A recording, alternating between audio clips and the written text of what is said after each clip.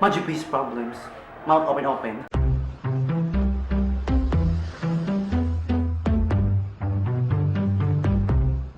Pag ako nilakad sa kalit, pinakita kong fan ang palaging bungad nila sa akin. Ba't ang pwede sa picture? Akala ko lalaki ka. Tapos ang kinis mo doon. Anyari? Ano? Fan ba ka laki? Ano, hater? Change angle para makita ang mga picture pen. At dahil nga dyan na-inspire tayo gumawa ng video about sa mga Magic Beast problem. Mouth open. Number 1, ang mga kamot na kung minsan kulay violet, kulay red, kulay white. Na Wolverine mode. Mouth open. Number 2, ang bigating layer ng mga jubis.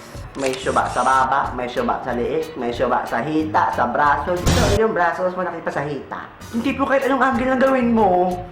Ang tama pa din. Kaya tago ang taba. Mouth open. Number 3, ang mga damit. Yung damit sa department store, hindi mauubos. Pero yung kasya sa akin. Mouth open. Once in a moment ka na nga lang makakita ng damit. Kaya sa pagtingin mo ng tag price, imagine. Number 4, paminsan pumapasok sa isip natin mga madajubis. Yung moment na, magpapapayat pa ako. Pero ang hirap, girl. Madaling sabihin. Ang hirap gawin. Nakakatamad din simulan. Ang sarap kumain din na pag mga asawa mo, madajubis din. Umayos pagkain na pang mongga. Naku, tiwa, papalapang ka talaga pinag-pack. Number 5, ang kadiliman. May itim na liit, may itim na bato, ang kilikili at ang singit. Ibang usapan, ang singit.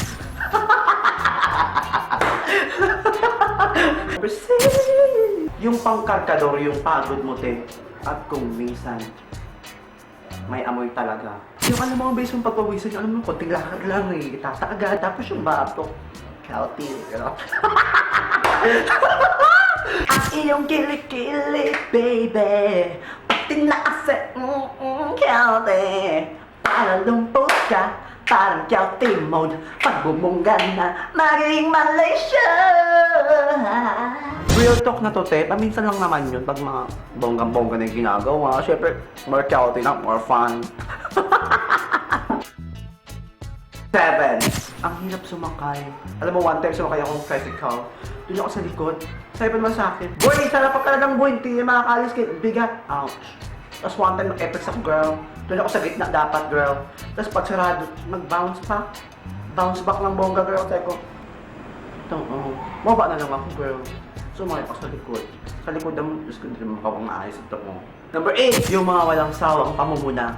Ate, ang taba mo. Nasaan yung pata mo na sa braso? Tapos yung meron nga sa binte? Taba mo! Taba ka! Taba mo! Taba mo! Masyado ka namang mapangait. Tao din ako!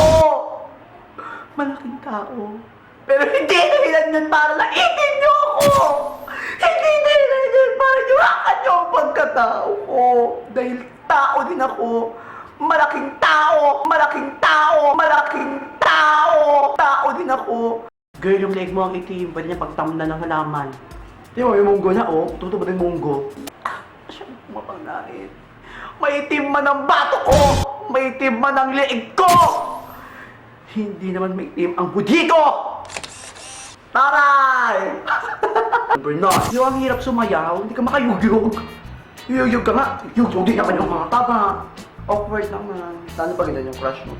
Majibis problems. Number 10, pinatago ang taba. Magdala ng bag. Alam mo yung moment na hindi ako makalabas ng bahay pag wala akong bag dahil wala akong pangtago ng taba. Kaya thank you talaga sa inyo. Magbibigay ng bag sa akin. Dahil magmalaki lang doon. Ibang gaya-gaya. Pang-cover ng taba yan. Whoosh! Hindi po ang hirap magtago ng taba, girl. Mag-headshot ka. Tapos kailangan pa nag-picture kayo. May nakakover sa taba. Alam, kahit nag-side girl, ito yung taba, girl. Mag-open girl talaga. Alam mo yung moment na alam mo nang mataba ka na. Na-aware ka na. Nalaman mo na. Na-inform ka na. Kaya ang ginawa mo, nag-diet ka. Pero yung nag-diet ka, wala naman nangyayari. Tatagal ng effect. Pero hindi nga naman daw kasi mabilis ang effect. Dahil matagal ang effect, ayun, tinamad ka na, hindi ka na nag-diet. Ang pagiging mataba, malaman talaga, ay nakakabawas ng self-confidence. But you know, if you know in your mind, body, and soul that you are what you are, and that is what you are, just go with the flow, darling. Push mo yan ang bongga-bongga. Umbok mo na! cute, delicious ka. Para sa akin, wala naman yan sa taba, sa pagiging mataba, sa pagiging mataba. Nandito yan, nandito, at nandito. Kung meron kang tatlong yan, tago ka na girl, push mo na baka mo kaya girl. At para naman sa mga taong nanalait sa'yo, wala tayong nakagawa dyan, sila ngayon eh. Hello! Intindihin na natin sila dahil sila ang may kulang. Tayo ang may sobra. At ang si Fan of the Week ay si Christina Maligaya. Honey, honey, honey.